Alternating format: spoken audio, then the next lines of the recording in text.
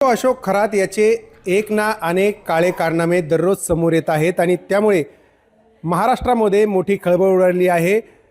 मी आता सिन्नर तालुक्यातील वावी या ठिकाणी आहे आणि या ठिकाणी असणारं जे पुरातन असं ऐतिहासिक असं भगवान शंकराचं वैजेश्वर मंदिर आहे, हे मंदिर पाडण्याचा सल्ला देखील त्यांनी ग्रामस्थांना दिला होता। आपण जर आता दृश्यांमध्ये बघत असाल तर अत्यंत पुरातन असं हे मंदिर आहे। साधारण 11व्या शतकात या मंदिर बांधण्यात आलं आहे आणि ही मंदिराची जर वास्तू बघितली तर अत्यंत पुरातन आहे आणि पंचक्रोशीतील जे नागरिक आहेत किंबहुना तालुक्याभरातून भक्त जे आहेत ते या मंदिरात दर्शनासाठी येत असतात।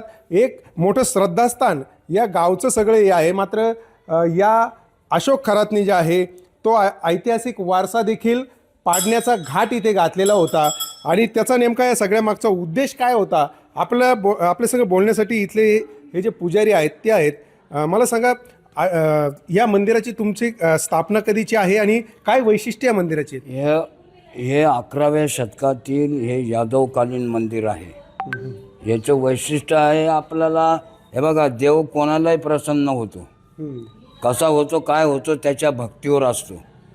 तसं आमचा महादेव श्रद्धास्थान आहे, आमच्या गावचं श्रद्धास्थान आहे आणि ह्या पंचक्रोशीतलं सुद्धा 7 वाड्या 8वी वावी अशा परिस्थितीत हे मंदिर 11व्या शतकापासून आत्तापर्यंत उभं आहे।